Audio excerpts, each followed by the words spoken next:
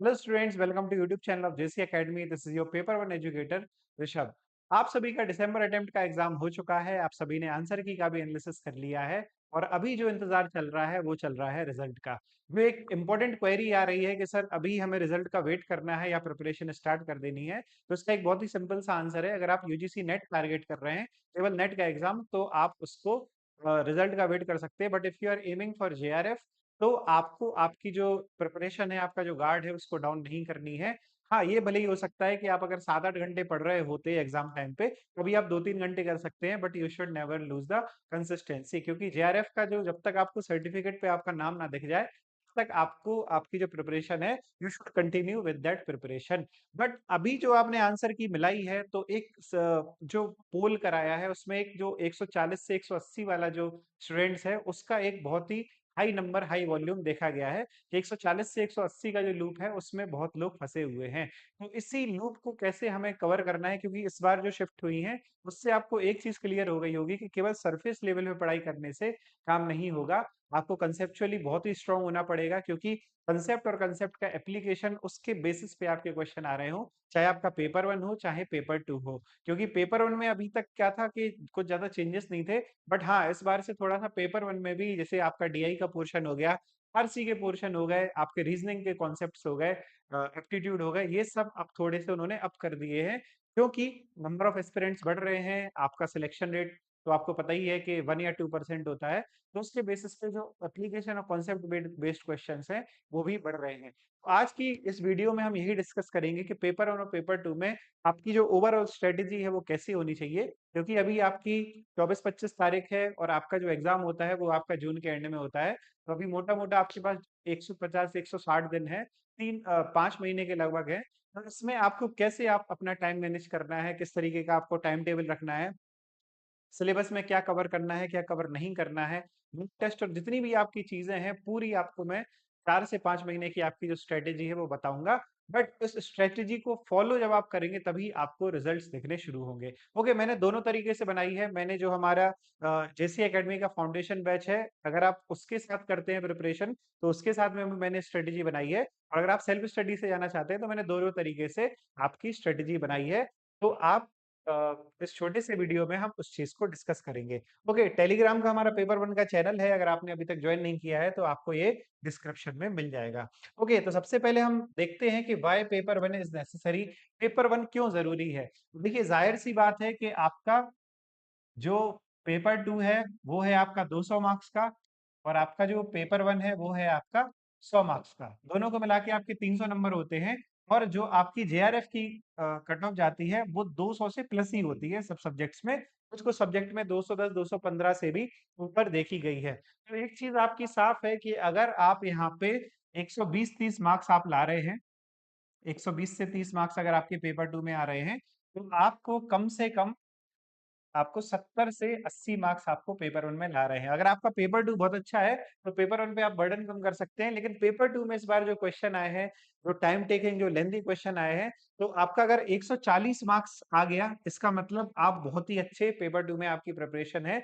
और paper one का क्या है कि सिलेबस हमेशा कांस्टेंट रहता है, और ज्यादा चीजें यहाँ वहां नहीं होती हैं। तो एक ये फिक्स्ड पोर्शन है कि अगर आपने एक बार पेपर वन को अपने कंट्रोल में कर लिया, आपको एक ये कॉन्फिडेंस आएगा कि हमेशा मेरे 70 प्लस आते हैं हर मॉक टेस्ट में। तो फिर आपका क्या है, यहाँ पे थोड़ा सा बर्डन कम हो जाता है। इसलिए पेपर वन आपका जरूरी है, क्योंकि पेपर टू से आपका नेट क्वालिफाई हो सकता है, लेकिन जब तक आप पेपर वन में अच्छा स्कोर नहीं करेंगे, आपका जेआरएफ क्वालिफाई नहीं होगा। तो अगर आपको जेआरएफ क्वालिफाई करना है तो paper one is not just must, it's very compulsory कि आप इसमें 70 प्लस एटलीस्ट स्कोर कर रहे हैं।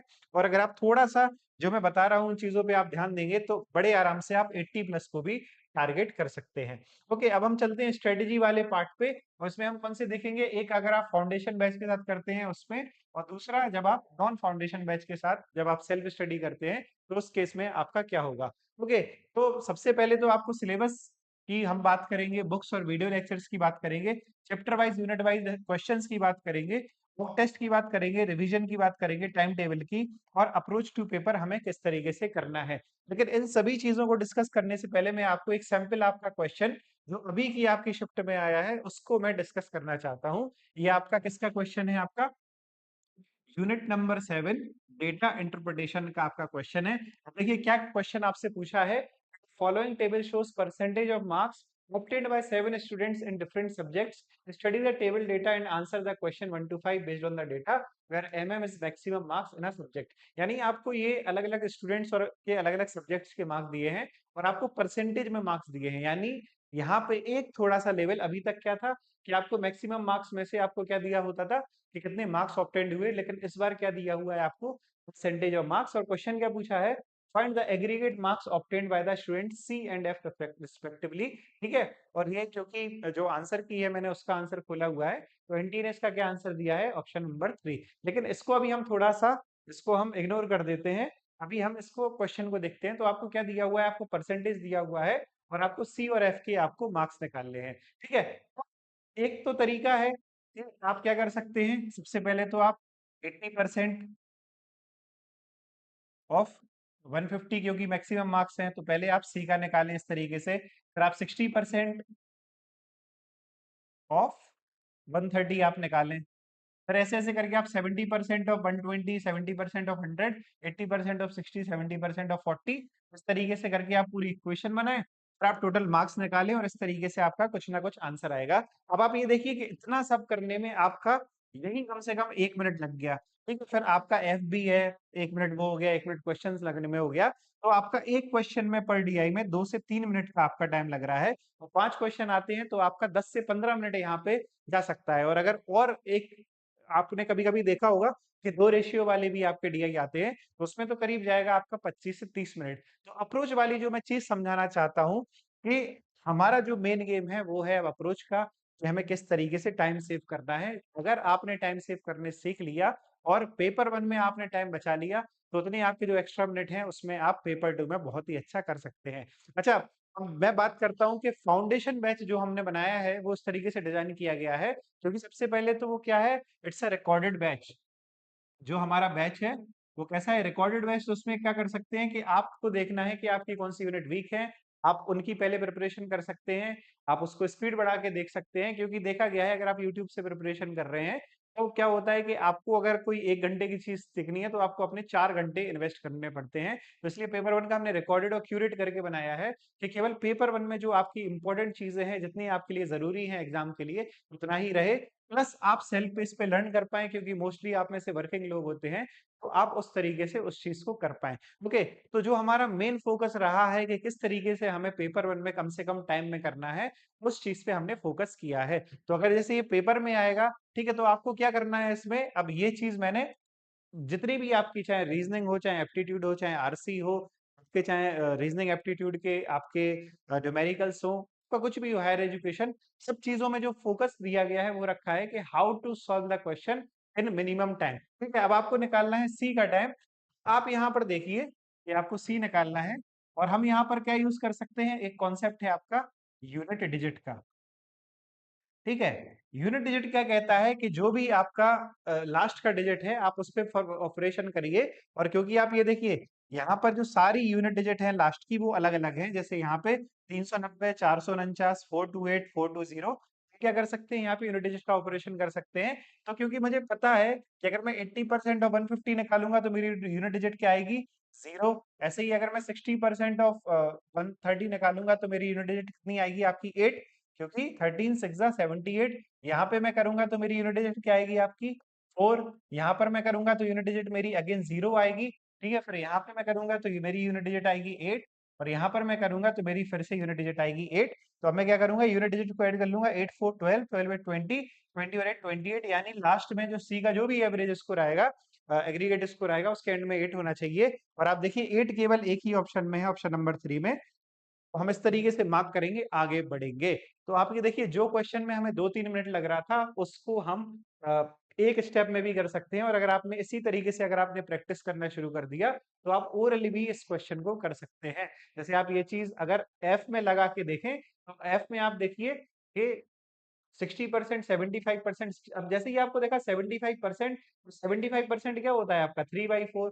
और जैसे ही आप 3/4 और 130 करेंगे तो आपको पता है कि डेसिमल में आंसर आएगा और डेसिमल में एक ही ऑप्शन है तो आप इस तरीके से भी कर सकते हैं। तो ये जो अप्रोच है आपका पेपर 1 में आपको किस तरीके से अप्रोच करनी है, क्योंकि अब गेम बदल गया है बॉस। अब जैसे ये अभी आपका 7 जनवरी की जो शिफ्ट हुई थी उसमें आपका ये क्वेश्चन आया था। ठीक है, एक आध क्वेश्चन और हम देखते हैं। जैसे आप ये देखिए एक एवरेज का क्वेश्चन है आपका, जो हमारा रीजनिंग एंड एप्टीट्यूड में है, तो एवरेज का जो हमारा क्वेश्चन आया है, the average age of class of 34 students and teacher reduces by 0.5 years if the teacher is excluded. Initial average of class including teacher is 16 year, find the age of teacher. यानी हमें क्या दिया हुआ है कि आपका जो टीचर को हटा देंगे तो आपका आधा ईयर से आपका कम हो जाता है। और आपके कितने टोटल बच्चे हैं? 34 स्टूडेंट्स। ठीक है, अगर टीचर को मिलाते हैं तो 16 साल है आपका। तो हमें क्या बताना है? Age of teacher. तो हम इसमें क्या करेंगे? हम 16 इंटू 34 टोटल निकालेंगे, फिर जब वो हटेगा तो हम ऐसे इक्वेशन बनाएंगे। बट अगर हम इसको थोड़ा सा दिमाग लगा के आप करें, या थोड़ा सा, तो आप ये देखिए 0.5 से कम हो रहा है 34 स्टूडेंट्स पे, यानी कितने का इम्पैक्ट पड़ रहा है? 17 ईयर्स का।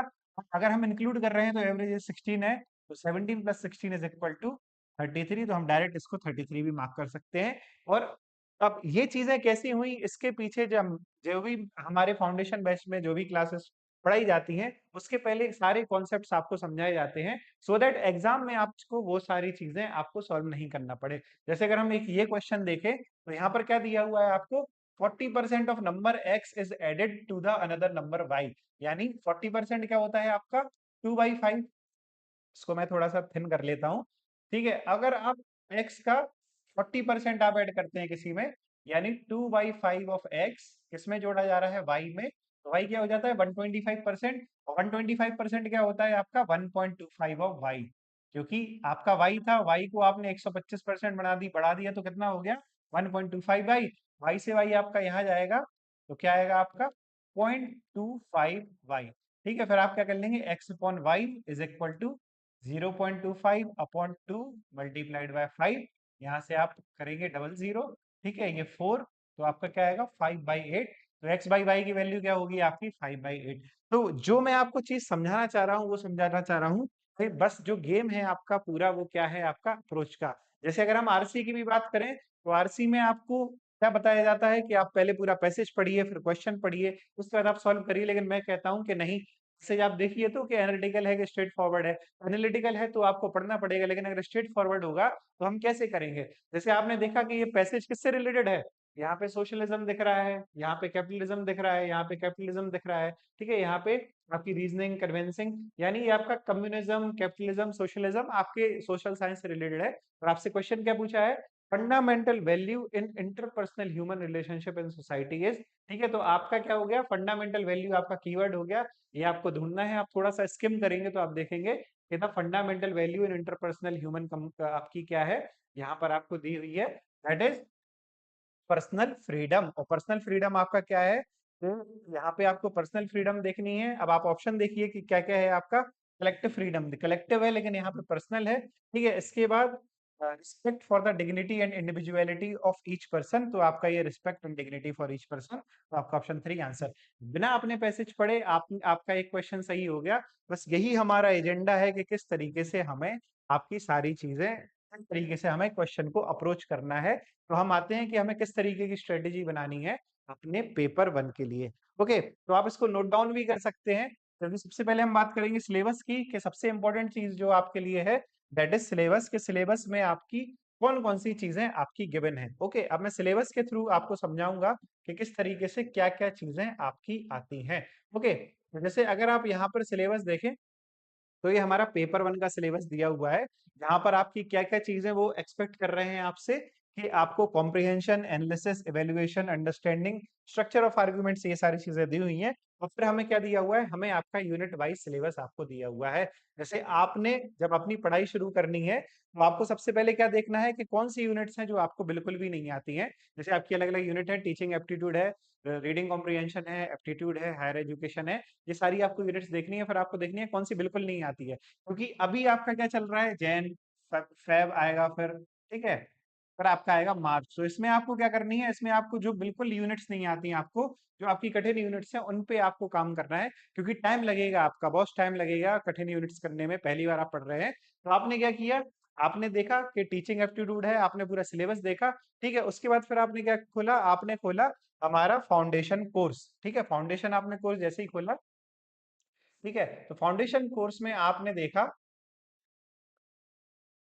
ये जो सारे लेक्चर्स हैं L1, L2 ऐसे तरीके की आपके 17 लेक्चर्स हैं आपके यूनिट 1 के, और आपको अलग-अलग यूनिट वाइज आपको दिया हुआ है। तो आपको करना क्या है कि सबसे पहले आपको ये जो पूरे आपके 17 के 17 लेक्चर्स हैं, पहले आपको ये देख लेना है। अब जैसे ही आप 17 लेक्चर आपके होंगे लगभग 14 साढ़े 14 घंटे का। तो आपने 14 साढ़े 14 घंटे लगा के आपने क्या किया, एक रफ आइडिया ले लिया कि टीचिंग एप्टीट्यूड भाई किस तरीके की चीज़ है। ठीक है? तो उस जो आप अभी तक बिल्कुल अननोन थे टीचिंग एप्टीट्यूड से, वो चीज़ आप बहुत अच्छे से सीख गए। ओके, फिर आप क्या करेंगे, फिर आपको उठानी है टेक्स्ट बुक।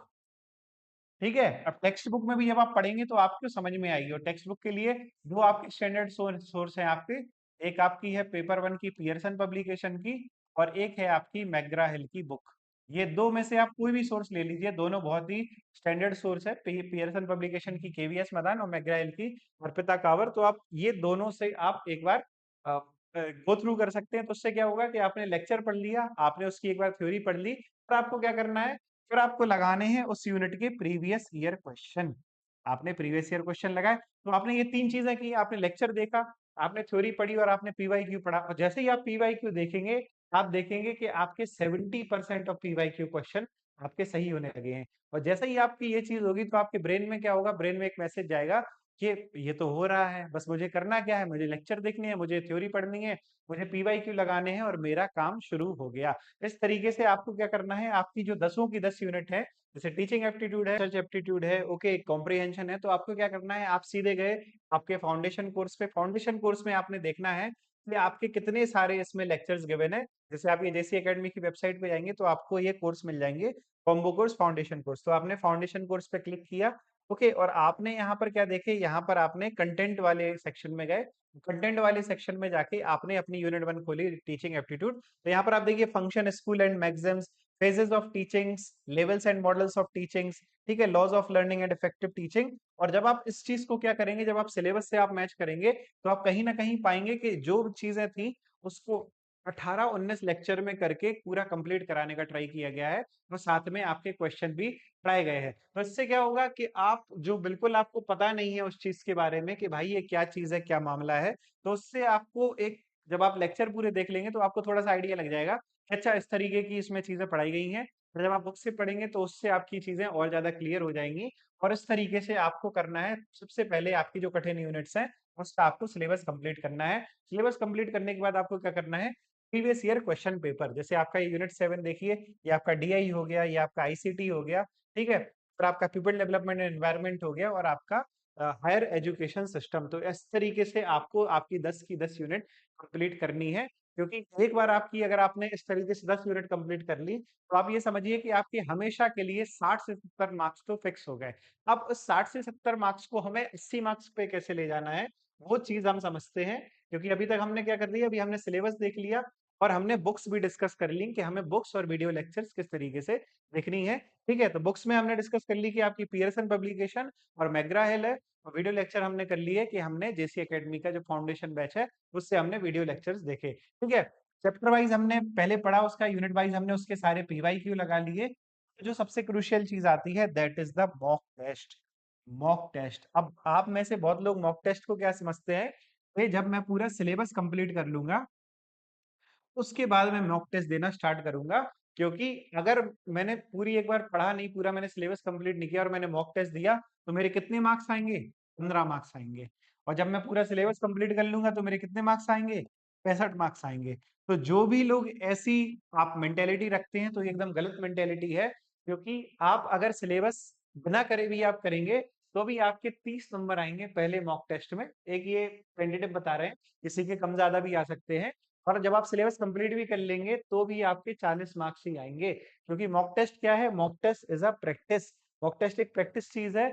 आप जब भी पढ़ाई स्टार्ट करें तो आपको हफ्ते में एक मॉक टेस्ट आपको कंपलसरी देना है, देना ही देना है। और ये भी आपको जेसी एकेडमी की वेबसाइट पे आपका मिल जाएगा। और अगर आप ये फाउंडेशन बैच लेंगे तो वहां पे आपको इंक्लूडेड मिलेगी ये चीज। तो आपको वीकली हर संडे को प्रेफरेबली आप कर लीजिए, आपको मॉक टेस्ट देना है, उसका एनालिसिस करना है। और ये आपको कैसे मैनेज करना है, you have to manage this by this rule of timetable, that is 7:3। जैसे अगर आपने, जैसे आपने क्या किया कि आपने आपके 5 घंटे निकाले, कि भाई मुझे 5 घंटे निकालने हैं। अब 7:3 के हिसाब से क्या होगा कि आपका जो 2 पार्ट में डिवाइड हो जाएगा, एक 3.5 और एक 1.5 आवर। तो 3.5 आवर में आपको क्या करना है, पेपर 2, और 1.5 आवर में क्या करना है आपको, पेपर 1। और आपका जिस तरीके से आपका टाइम टेबल है, आपका 4 घंटे है, 3 घंटे है, 6 घंटे, 7 घंटे, जो भी आपका पेस है उसको आप लोगों को 7:3 में आपको डिवाइड करना है। 7 में आपका पेपर 2 का टाइम रहेगा, और 3 थर्ड वाला जो रेशियो है वो आपका रहेगा पेपर 1 का। अगर फॉर एग्जाम्पल आप 8 घंटे पढ़ते हैं तो उस हिसाब से आप मैनेज आप कर लेंगे कि आपको 5 घंटे और 3 घंटे इस तरीके से आप निकाल लेंगे। ठीक है? तो ये चीज़ें आपकी क्लियर हो जाएँगी। तो ये आपका क्या-क्या मैंने कर लिया, मैंने आपको बता दिया कि आपको किस तरीके से आपका टाइम डिवाइड करना है, और ये आपका टाइम डिवीज़न कब रहेगा आपका, Monday to Saturday, Monday, Tuesday, Wednesday, Thursday, Friday, Saturday, यहाँ पर आपका रहेगा 7:3। ठीक है? आपका जैसे सपोज़ 5 घंटे है तो 3.5 पेपर 2 और 1.5 घंटे आपका पेपर 1। और संडेज़ को आपका क्या रहेगा, संडे को आपका 3 घंटे का तो मॉक टेस्ट रहेगा सबसे पहले। ठीक है? मॉक टेस्ट देने के बाद आप या तो आप मूवी-वूवी देखिए, या आप कहीं दोस्तों के साथ घूमने निकल जाइए। उस दिन फिर आप ज़्यादा पढ़ाई वगैरह मत करिए, और रात में जो आपके 2 या 3 घंटे हैं, उसमें आप मॉक टेस्ट का एनालिसिस करिए। अब एनालिसिस कैसे करना है? अब आप एनालिसिस में ये सोचेंगे कि जो मेरे सही हो गए हैं, वो मुझे एनालाइज़ नहीं करने हैं। तो ये बिल्कुल नहीं करने हैं, क्योंकि हो सकता है कि आपने उसमें टाइम ज़्यादा लगाया हो। तो अगर टाइम ज़्यादा लगाया है, तो भी आपको उसको एनालिसिस में करना है कि इसको जो मुझे सॉल्यूशन दिया हुआ है, क्या ये बेटर सॉल्यूशन है? और जो आप पे बने नहीं हैं, उनके भी आपको सॉल्यूशन देने हैं। डज़न्ट मैटर वो आपने यूनिट अभी तक पढ़ी है या नहीं पढ़ी है, आपने क्वेश्चन जो लिया है, आपने नहीं आया है, आप उसका सॉल्यूशन पढ़िए और आगे बढ़िए। जो-जो आप यूनिट्स करते जा रहे हैं, तो और अगर वो गलत हो रहे हैं, इसका मतलब आपको दोबारा से वो चैप्टर रिविज़िट करने की ज़रूरत है। तो ये आपका क्या होगा, ये आपका मॉक टेस्ट का देने का टाइम हो गया, और आपका एनालिसिस हो गया। तो 3 घंटे का आपका एग्ज़ाम होगा, और 3-4 घंटे का आपका एनालिसिस होगा। तो यानी आपके वही लगभग टाइम हो गया। ठीक है? तो ये आपका संडेज़ का रूटीन हो गया। ठीक है? और मंडे टू सैटरडे का मैंने आपको बता दिया कि आपको 7:3 के रेशियो से पढ़ना है। और अप्रोच टू पेपर मैं आपको बता चुका हूँ कि जैसे मैंने आपको अभी मैथ्स के क्वेश्चन सॉल्व कराए डीआई के, आरसी के, कि किस तरीके से जो हमारी अप्रोच होनी चाहिए, वो कैसी होनी चाहिए, एकदम टाइम सेविंग, कि मैं किस तरीके से ज़्यादा टाइम बचा पाऊँ, ये हमारा एक अप्रोच होना चाहिए आपका पेपर 1 में। ठीक है? तो सिलेबस हमने डिस्कस कर लिया, बुक्स और वीडियोज़ लेक्चर डिस्कस कर लिए, chapter wise, unit wise questions कर लिए, मॉक टेस्ट, रिवीजन और टाइम टेबल। तो आपकी जो सबसे इम्पोर्टेंट चीज़ें निकल के आ गई, वो क्या हो गई? सबसे पहले तो आपका जो भी आप पढ़ रहे हैं, वो चैप्टर वाइज़ आपको पढ़ना है, उसके बाद फिर आपको उसके लगाने हैं पीवाईक्यूज़, और फिर आपको मॉक टेस्ट। ये 3 चीज़ें आपकी सबसे इम्पोर्टेंट हैं, सबसे इम्पोर्टेंट। मतलब इनसे बड़ा आपका कोई, इनसे इम्पोर्टेंट कोई चीज़ ही नहीं है। ना कोई आपकी एक्सटर्नल आपको किसी चीज़ की ज़रूरत है, चैप्टर आपको वीडियो लेक्चर्स अगर आप सेल्फ स्टडी कर रहे हैं, तो आप केवल बुक पे ही रिलाई करें, ठीक है? बट अगर आपको लगता है कि ये मुझे बिल्कुल ही नहीं आता है, तो आप कोई कोई भी लेक्चर रेफ़र कर सकते हैं। आप जेसी एकेडमी का जो भी आपको एजुकेटर अच्छा लगता है, आप रेफ़र कर सकते हैं, ठीक है?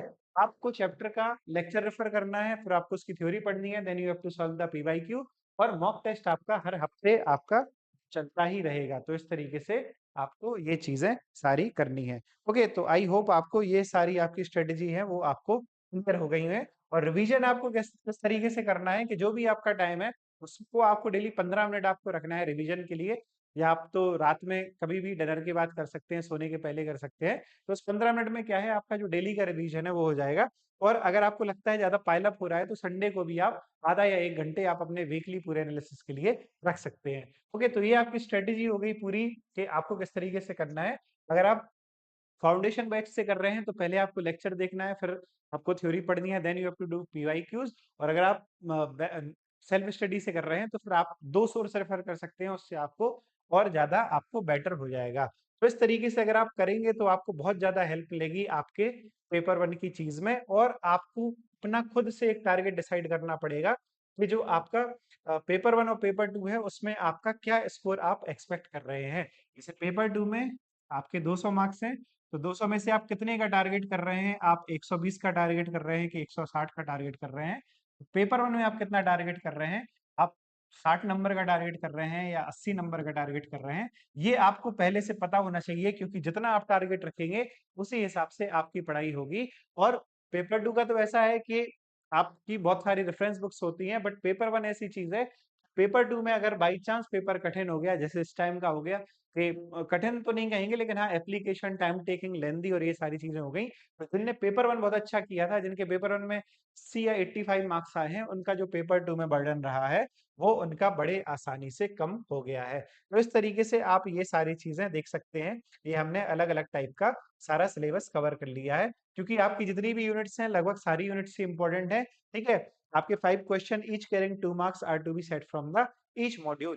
ठीक है, तो हमने जो फाउंडेशन कोर्स बनाया है वो किस तरीके से बनाया है कि आपकी सबसे पहली बात तो सेल्फ पेस पे आप उसको कर सकते हैं क्योंकि रिकॉर्डेड है, और इस शिफ्ट में जो जो चीजें नई आई हैं या कुछ आपकी रिक्वायरमेंट लगती है तो वो टाइम टाइम पे आपकी जो एप्लीकेशन है उस पे आपकी ऐड कर दी जाएंगी। ओके, तो ये हमारा फाउंडेशन बैच है UGC net JRF 2026 paper one. ठीक है, रिकॉर्डेड है, बाइलिंगुअल है, और अगर आपको कोई भी क्वेरी या डाउट है तो आप इस नंबर पे संपर्क कर सकते हैं या आप डायरेक्ट वेबसाइट भी विजिट कर सकते हैं। और इसको हमने मल्टीपल वैलिडिटी दी है, 3 मंथ्स, 6 मंथ्स और 12 मंथ्स। तो आप अपने हिसाब से आप जिस भी टाइम होराइजन में यूजीसी नेट का प्लान कर रहे हैं उस हिसाब से आप उसको सेट कर सकते हैं। जिनका पेपर टू मैनेजमेंट है और वो पेपर वन भी साथ में चाहते हैं तो आप कॉम्बो विजिट कर सकते हैं, उसमें पेपर वन और पेपर टू दोनों आपको मिलेगा। हमारा जस्ट अभी नया बैच शुरू हुआ है 19 जनवरी से, जो जुनेजा सर और दबयानी में पढ़ा रही हैं, और वहां पे आपको सारे नोट्स, प्रीवियस ईयर क्वेश्चन, सारी चीजें आपको साथ में मिलेंगी। और अगर आप केवल पेपर टू का बैच भी चाहते हैं तो उसके लिए भी आपको वेबसाइट पे मिल जाएगा। तो बॉटम लाइन बस यही है कि अभी जो एग्जाम हुआ है उस एग्जाम को देखते हुए आपको एक चीज ये समझनी पड़ेगी कि सरफेस लेवल से काम नहीं होगा, कंसेप्ट में पकड़ना ही पड़ेगा, क्योंकि जब तक एक बार आप अच्छे से कंसेप्ट नहीं पकड़ेंगे तो आपका जो स्कोर वो जो 140 से 180 वाला जो लूप है आप उसमें ही हमेशा के लिए स्टक हो जाएंगे। ओके, और बस अभी जैसे अगर आप जेआरएफ एम कर रहे हैं तो आप देखिए अभी बढ़िया 4-5 महीने हैं, अभी से आपका जो भी आप टाइम कर रहे हैं 4 घंटे, 5 घंटे, 6 घंटे, वो आप निश्चित कर दीजिए, और उस हिसाब से जैसे मैंने आपको बताया 7:3 में, उस हिसाब से अपने आप टाइम को डिवाइड कर लीजिए। और अगर आप सेल्फ स्टडी कर रहे हैं तो थोड़ा सा 1-2 घंटे स्पेयर एक्स्ट्रा रखें, क्योंकि जब आप वीडियो लेक्चर देखते हैं तो क्या है कि आप पूरी एक तरीके से समरी देख लेते हैं। ठीक है, बट सेल्फ स्टडी में आपको थोड़ा सा सारी चीजें ज्यादा करनी पड़ती हैं। Self study is also a good way, but अगर आपने बिल्कुल नहीं पढ़ा है तो आई सजेस्ट कि आप कोई भी वीडियो लेक्चर, आप जो भी एजुकेटर का अच्छा लगता है आप उसको देखें। सो उससे क्या होगा कि आपको पूरा एक समराइज हो जाएगा, और फिर जब आप थ्योरी पढ़ेंगे तो वो चीज आपको ज्यादा डिफरेंट नहीं लगेगी। ओके, तो ये हमारे जेसी एकेडमी के हैंडल्स हैं। अगर आपने चैनल को सब्सक्राइब नहीं किया है then do subscribe to JC academy. और ये हमारा टेलीग्राम का चैनल है जिसपे पेपर वन के डेडिकेटेड आपका ऑडियंस है, क्राउड है, डेली क्विज होते हैं उस पे, डेली एक टाइप काइंड ऑफ फोरम है जिसमें आपको बहुत सारी चीजें सीखने मिलेंगी। और आपको पेपर वन से रिलेटेड कोई भी डाउट रहता है तो आप यहाँ पे पोस्ट करते हैं, सो हमें फीडबैक मिलता है and we make videos out of it. Okay, so that was all in today's video. I hope आपको बहुत सारी चीजें क्लैरिटी मिली होंगी कि पेपर वन का कितना इंपॉर्टेंट रोल है आपका जेआरएफ क्लियर करने में। तो अगर आपको सारी चीजें अच्छी लगी हैं, आपको समझ में आई हैं, तो give a thumbs up to the video, subscribe to JC Academy, and see you soon in the next video only on JC Academy. Till then, happy learning.